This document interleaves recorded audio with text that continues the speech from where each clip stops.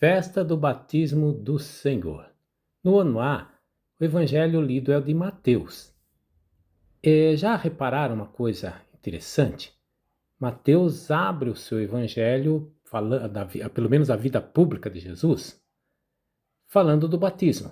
E ele fecha o seu evangelho falando do batismo, no momento da ressurreição de Jesus, quando ele nos dá o mandato: ide pelo mundo afora, pregai o evangelho a toda criatura, batizando em nome do Pai, do Filho e do Espírito Santo. Só por isso já dá para concluir que o batismo é um dos temas muito importantes dentro do evangelho de Mateus.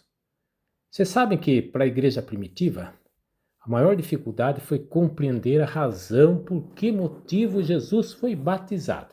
Se o batismo é para perdão dos pecados, Jesus não é Deus, então ele não tem pecado. Então por que ele foi batizado? Bom, se ele foi batizado é porque ele tem pecado, então ele não é Deus. Você veja que era um problema difícil.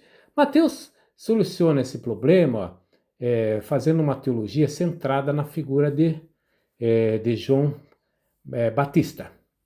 Na hesitação de João Batista em batizar Jesus. Especialmente num verbo que a gente que não conhece grego não consegue ter essa interpretação, mas ele usa o verbo convém deixar isso e cumprir toda a justiça. O verbo deixar é o mesmo verbo usado na tentação de Jesus. E o demônio deixando, os anjos o serviram.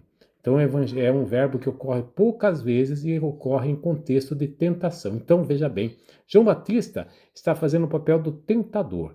Na cabeça de João Batista, ele pensava que o Messias seria aquele Messias triunfalista, glorioso, que viria como um juiz severo, condenar os pecadores. Lembrem que o batismo de João é um batismo de purificação, batismo de água. E ele dizia que o Messias traria o batismo do fogo, que é o batismo de destruição dos pecadores, o batismo de castigo.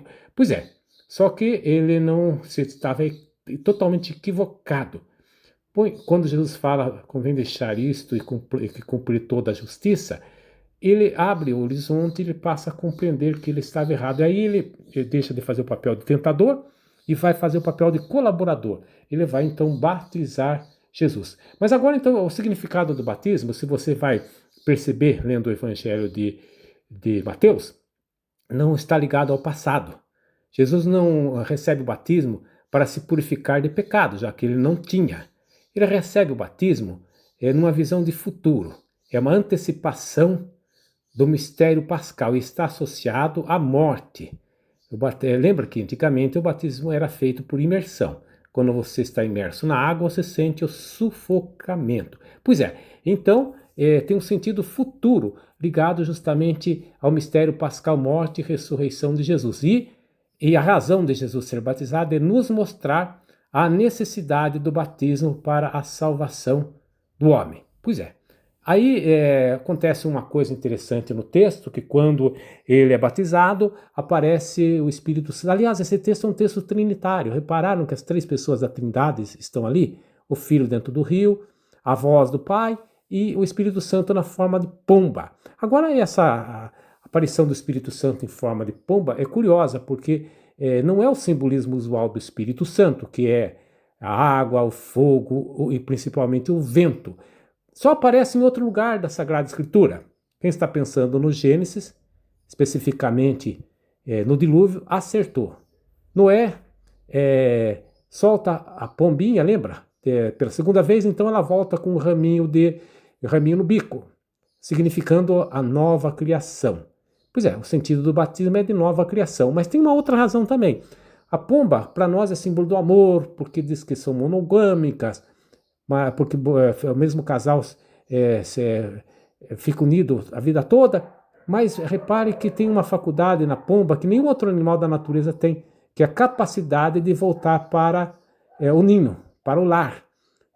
Pensem aí nos pombo-correio. Então, acontece que o sacramento do batismo é aquele que vai nos possibilitar o retorno para a mansão celestial. Mas tem outra questão também importante. Lembre da Arca da Aliança, é feita de madeira, a Arca de Noé, ela é feita de madeira, a madeira associada à cruz. Lembre na primeira carta de São Pedro, que 8 pessoas se salvaram do dilúvio porque estavam dentro da cruz. Então nós só temos esperança da salvação, do juízo final, da condenação eterna, se estivermos em comunhão com o corpo de Jesus, inseridos no mistério pascal. Por fim, tem a voz do Pai: este é meu filho amado, no qual me comprazo, que é interessante relembrarmos que aqui um eco da passagem do sacrifício de Isaac por Abraão, onde é usada a mesma expressão.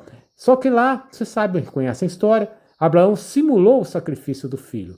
Era uma demonstração de amor a Deus. Agora Deus, com seu amor infinito por nós, ele não vai simular o sacrifício do seu filho unigênito, mas vai permitir com que ele morra na cruz para um gesto de amor para com todos nós. Amém.